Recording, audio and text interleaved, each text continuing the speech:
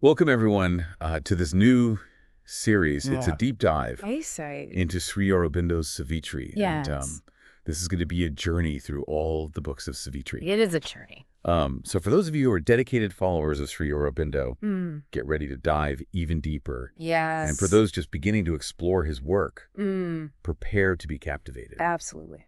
So today we're going to be focusing on Book 1, Okay. Canto 1, Part 1. And it's like stepping into this cosmic theater Yes. as the stage is being set for Savitri's journey, Mm. which is this really powerful allegory for the human quest for Yeah. spiritual awakening. It is. And it's incredible how right from the beginning, Sri Aurobindo pulls us into this vast, almost unimaginable realm of cosmic night, Yeah. you know? Uh. He describes it as the hour before the gods awake, Yeah. painting a picture of a universe in a state of deep slumber.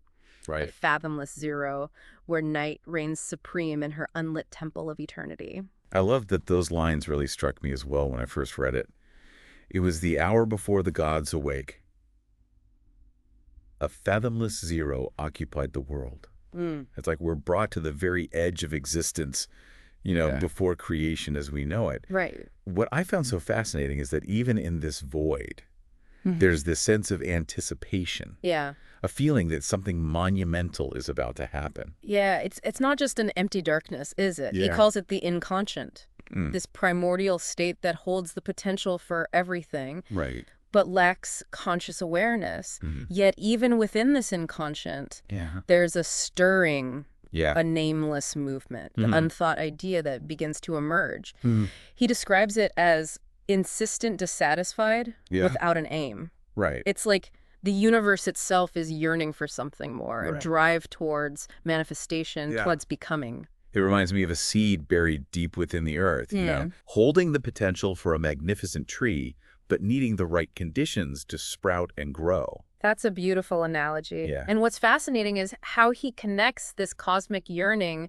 Mhm. to our own human experience. Yeah. He writes, something that wished but knew not how to be teased the inconscient to wake ignorance. Yeah. It's like he's suggesting that this drive towards awakening, Right. towards greater consciousness, Mm. is inherent in the very fabric of existence, Mhm. from the cosmos down to each individual. Yeah. And it's at this pivotal moment that we witness the arrival of the dawn, Yes. described as a breach in darkness, Hmm. a divine scout sent to awaken the dormant spirit of Earth. Right. But it's so much more than just the sun rising. Absolutely. This dawn is symbolic of Yeah. the emergence of consciousness itself, Mm. breaking through the inertia of the cosmic night. It's a powerful metaphor that he uses throughout Savitri, Mm. this interplay of light and darkness representing the journey from ignorance to knowledge, Yeah. from the inconscient to the supramental. There's a line that perfectly captures this transformative power, I think. An eye of deity peered through the dumb deeps, calling the adventure of consciousness and joy. Mm. It's like a divine invitation Yes. to awaken to a higher purpose, to embrace the fullness of our being. And what's interesting is that this awakening isn't confined to humanity. He describes nature responding to this cosmic dawn as well. Yeah. There's this image of a wide-winged hymn of a great priestly wind praying trees, Right. suggesting that the entire universe is participating in this emergence of consciousness. He uses such vivid imagery to convey this idea of a universal awakening. Yes. I love the way he describes the darkness failing and slipping like a falling cloak. Mm. It's such a tangible way to describe this profound, intangible shift Right. from the inconscient to a state of awareness. And with the shift, a thought was sown in the unsounded void. Yeah. It's the beginning of creation, as we understand it, the Mhm. birth of possibilities. This brings us to another crucial element. He introduces the personification of the dawn as a goddess. It's not just a natural phenomenon, it's an active force, a deliberate act of awakening, initiated by a higher power. He describes her as an omniscient goddess, bending over the earth, bringing with her recondite beauty and bliss that is expressed in colors hieroglyphs of mystic sense. This is such a potent image. It is. The divine feminine playing this crucial role in the cosmic drama of creation. Yes. But this encounter with the goddess, Right. this godlight as he calls it, is fleeting. Yes. He says, only a little the godlight can stay. too mystic real for space tendency. Right. It's as if this state of pure awareness is too intense, Yeah. too overwhelming for the material world to contain for long. It's a poignant reminder that even the most profound experiences can be transient. Yes. But that doesn't diminish their impact, does it? Not at all. He suggests that even a brief encounter with this divine light can leave a lasting impression, sparking a prescience of a marvelous birth to come. This is where I find myself really intrigued. What does this prescience, this anticipation of something marvelous mean for humanity? Right. And how does it play out in Savitri's journey? That's a question we'll begin to unravel as we move into the next part of our deep dive, exploring the aftermath of this cosmic dawn and the implications for human consciousness. Sounds good. I'm ready when you are. Okay, let's go. Feels like we've journeyed to the very edges of the universe and back in just this first part of Canto 1, but now Sri Aurobindo seems to be zooming in, bringing us from the vastness of the cosmos down to our little corner of existence here on Earth. Yes, it's a remarkable transition. He writes, afar on a remote circumference, set a little world of matter met the view. He contrasts this far-off nook of heaven with the boundless expanse of the cosmic night, highlighting the stark difference between the infinite and the finite. And it's in this little world that we encounter humanity grappling with our half-lit ignorance on this anguished and precarious field of toil. It's such a contrast to the ethereal beauty of the cosmic dawn. It feels like a harsh return to reality. I think that's precisely what he's trying to convey, this juxtaposition between the transcendent and the mundane. Even though humanity has been touched by the divine light, we're still bound by the limitations of the material world. He describes it as the common light of earthly day, where, affranchised from the respite of fatigue, once more the rumor of the speed of life pursued the cycles of her blinded quest. It's like we're caught in this endless cycle of striving, often without even knowing what we're truly seeking. He describes how all sprang to their unvarying daily acts. The 1,000 peoples of the soil and tree obeyed the unforeseen instant's urge. It seems to suggest that while nature operates according to its inherent rhythms, humanity is burdened with a different kind of awareness. Right. We are conscious of our own mortality, aware of the passage of time, constantly seeking meaning and purpose. And this brings us to the introduction of man who stares at the future's covered face and lifted up the burden of his fate. It's such a pivotal moment in the poem. It really is. While the rest of nature seems content to follow its predetermined patterns, man is set apart by his consciousness, his ability to question, to aspire, to strive for something beyond the immediate present. I find it interesting that he uses the word burden to describe this awareness. It suggests that consciousness comes with a certain weight, a responsibility to grapple with the complexities of existence. Exactly. This burden of fate is what separates us from the rest of creation.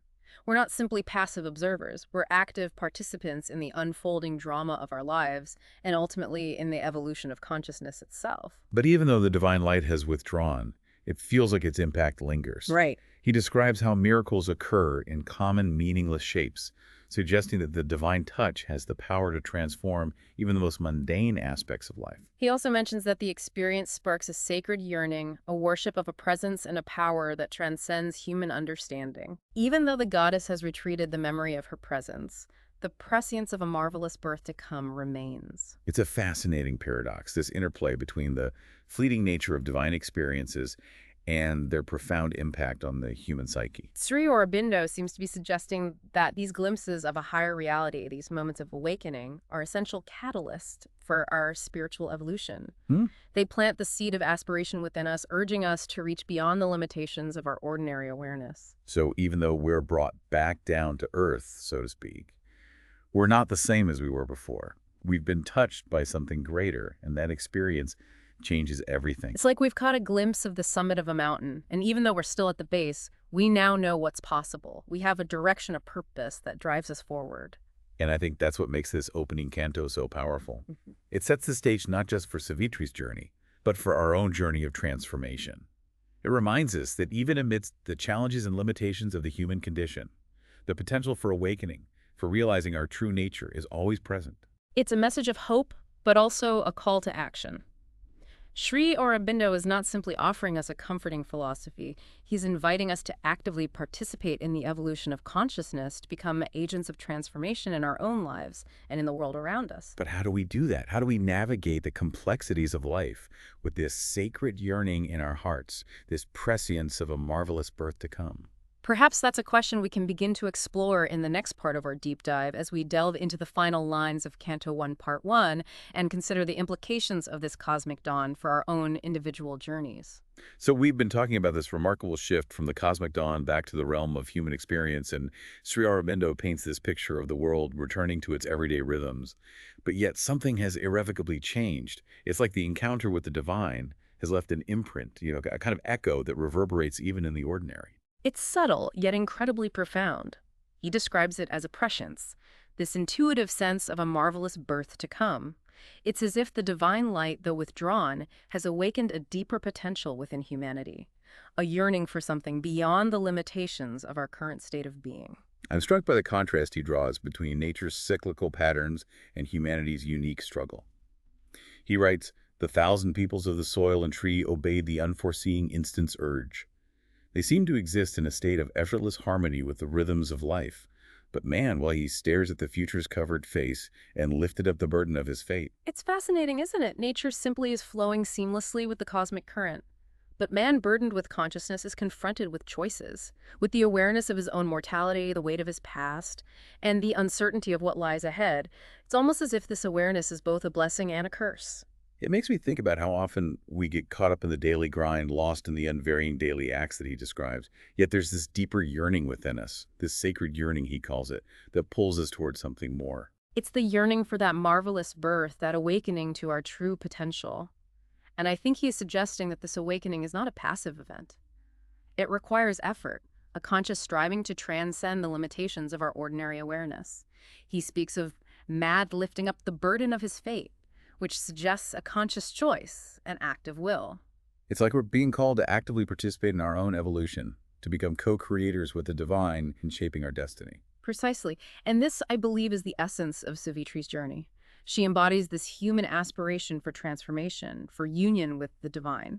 Her story is an allegory for our own potential to rise above the limitations of our human condition and realize our true nature. Well, this deep dive into just the first part of Canto 1 has been so illuminating. It's really laid the groundwork, I think, for understanding the epic journey that lies ahead, both for Savitri and for us as readers. It's incredible how he, in just these few lines, has managed to encapsulate such profound truths about the nature of existence, the human condition, and the potential for spiritual awakening.